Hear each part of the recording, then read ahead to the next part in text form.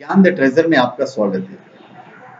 और हम आपको बताएंगे प्राचीन भारत के 13 विश्वविद्यालय के बारे में जहां दुनिया भर के छात्र पढ़ने आते थे।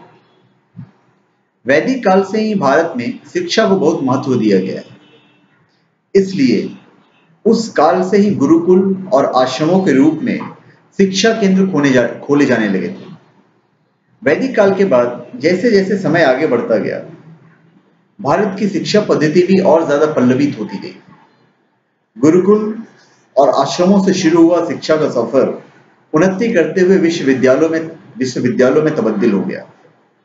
पूरे भारत में प्राचीन काल में 13 बड़े विश्वविद्यालय या शिक्षण केंद्रों की स्थापना हुई। 8वीं शताब्दी से 12वीं शताब्दी के बीच भारत पूरे विश्व में शिक्षा का सबसे बड़ा और प्रसिद्ध केंद्र था। गणित, ज्योतिष, भूगोल, चिकित्सा विज्ञान के साथ ही अन्य विषयों की शिक्षा देने में भारतीय विश्वविद्यालयों की कोई सानी नहीं थी। हालांकि आजकल अधिकतर लोग सिर्फ 2 ही प्राचीन विश्वविद्यालय के बारे में जानते हैं, पहला नालंदा और दूसरी तक्षशिला। ये दोनों ही विश्वविद्यालय बहुत प्रसिद्ध थे, इसलिए आज भी सामान्यतः लोग इन्हीं के बारे में ज्यादा जानते हैं। लेकिन इनके अलावा भी 11 ऐसे विश्वविद्यालय थे जो उस समय शिक्षा के मंदिर थे। तो आज मैं आपको उन्हीं प्राचीन विश्वविद्यालय और उनसे जुड़ी हुई खास बातों के बारे में मैं आपको बताऊंगा। तो पहला था नालंदा विश्वविद्यालय। यह प्राचीन भारत में उच्च शिक्षा का सबसे महत्वपूर्ण और विख्यात केंद्र था। यह विश्वविद्यालय वर्तमान बिहार के पटना शहर से 88.5 किलोमीटर दक्षिण पूर्व और राजगीर से 11.5 किलोमीटर से दूर में स्थित था। इस महान बौद्ध विश्वविद्यालय के भग्नावशेष इसके प्राचीन वैभव का बहुत कुछ अंदाज करा देते हैं। 7वीं शताब्दी में भारत भ्रमण के लिए आए चीनी यात्री वेन सांग और इत्सिंग के यात्रा विवरणों से इस विश्वविद्यालय के बारे में जानकारी मिलती है। यहाँ 10,000 छात्रों को पढ़ाने के लिए 2,000 शिक्षक थे। इस विश्वविद्यालय की स्थापना का श्रेय गुप्त शासक कुमार गुप्त प्रथम, जो 450 से 470 तक थे, उन्हें प्राप्त था।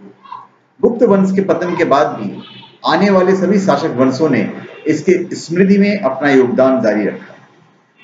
इसे महान सम्राट हर्षवर्धन और पाल शासकों का भी संरक्षण मिला।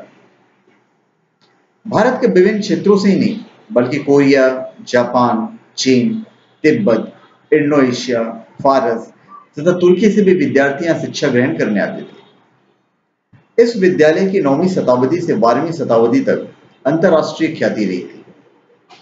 सुनियोजित ढंग से और विस्तृत क्षेत्र में बना हुआ यह विश्वविद्यालय स्थापत्य कला का अद्भुत नमूना था। इसका पूरा परिसर एक विशाल दीवार से घिरा हुआ था, जिसमें प्रवेश के लिए एक मुख्य द्वार था। उत्तर से दक्षिण की ओर मठों की कतार थी और उनके सामने अनेक भव्य स्तूप और मंदिर थे। मंदिरों में बुद्ध भगवान की सुंदर मूर्तियां स्थापित थी। केंद्रीय विद्यालय में 7 बड़े कक्ष थे और इसके अलावा 300 अन्य कमरे थे। इनमें व्याख्यान हुआ करते थे। अभी तक खुदाई में 13 मठ मिले हैं। वैसे इससे भी अधिक मठों के होने की संभावना है। मठ 1 से अधिक मंजिल के होते थे। कमरे में सोने के लिए पत्थर की चौकी होती थी। दीपक, पुस्तक आदि रखने की खास जगह बनी हुई थी। हर मठ के आंगन में एक कुआं बना था।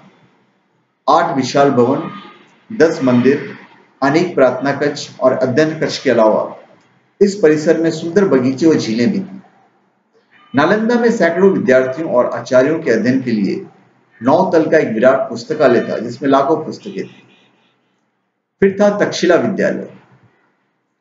तक्षशिला विश्वविद्यालय की स्थापना लगभग 2700 साल पहले की गई थी। इस विश्वविद्यालय में लगभग 10,500 विद्यार्थी पढ़ाई करते थे। इनमें से कई विद्यार्थी अलग अलग देशों से ताल्लुक रखते थे। वहां का अनुशासन बहुत कठोर था। राजाओं के लड़के भी यदि कोई गलती करते तो पीटे जा सकते थे। तक्षशिला राजनीति और शस्त्र विद्या की शिक्षा का विश्व स्तरीय केंद्र था। वहां के एक शस्त्र विद्यालय में विभिन्न राज्यों के 103 राजकुमार पढ़ते थे। आयुर्वेद और विधि शास्त्र के इसमें विशेष विद्यालय थे। कोसल राज, प्रसेनजीत, मल्ल सरदार बंधु, लिच्छवी महाली, शैल्यक जीवम और लुटेरे अंगुलीमाल के अलावा चाणक्य और पाणिनि जैसे लोग इसी विश्वविद्यालय के विद्यार्थी थे। कुछ इतिहासकारों ने बताया है कि तक्षशिला विश्वविद्यालय नालंदा विश्वविद्यालय की तरह भव्य नहीं था। इसमें अलग अलग छोटे गुरुकुल होते थे। इन गुरुकुलों में व्यक्तिगत रूप से विभिन्न विषयों के आचार्य विद्यालयों की शिक्षा प्रदान करते थे। फिर विक्रमशिला विश्वविद्यालय। विक्रमशिला विश्वविद्यालय की स्थापना पाल वंश के राजा धर्मपाल ने की थी। 8वीं शताब्दी से 12वीं शताब्दी के अंत तक यह विश्वविद्यालय भारत के प्रमुख शिक्षा केंद्रों में से एक था। भारत के वर्तमान नक्शे के अनुसार यह विश्वविद्यालय बिहार के भागलपुर शहर के आसपास रहा था। कहा जाता है कि उस समय नालंदा विश्वविद्यालय का सबसे बड़ा प्रतिस्पर्धी था। यहाँ 1000 विद्यार्थियों पर लगभग 100 शिक्षक थे। यह विश्वविद्यालय तंत्र शास्त्र की पढ़ाई के लिए सबसे ज्यादा माना जाता था।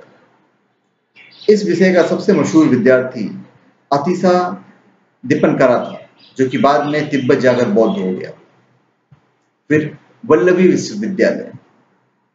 वल्लभी विश्वविद्यालय सौराष्ट्र में स्थित है, गुजरात में। 6वीं शताब्दी से लेकर 12वीं शताब्दी तक लगभग 600 साल इसकी प्रसिद्धि चरम पर थी। चाइनीज यात्री इत सिंह ने लिखा है कि विश्वविद्यालय 7वीं शताब्दी में गुणामती और स्थिरमती नाम की विद्याओं का सबसे मुख्य केंद्र था। यह विश्वविद्यालय धर्मनिरपेक्ष विषयों की शिक्षा के लिए भी जाना जाता था। यही कारण था कि इस शिक्षा केंद्र पर पढ़ने के लिए पूरी दुनिया से विद्यार्थी आते थे। फिर उदांतपुरी विश्वविद्यालय। उदांतपुरी विश्वविद्यालय मगध यानी वर्तमान में बिहार में स्थापित किया गया था। इसकी स्थापना पाल वंश के राजाओं ने की थी। 8वीं शताब्दी के अंत से 12वीं शताब्दी तक लगभग 400 सालों तक इसका विकास चरम पर था। इस विश्वविद्यालय में लगभग 12,000 विद्यार्थी थे। फिर सोमपुरा विश्वविद्यालय। सोमपुरा विश्वविद्यालय की स्थापना भी पाल वंश के राजाओं ने की थी।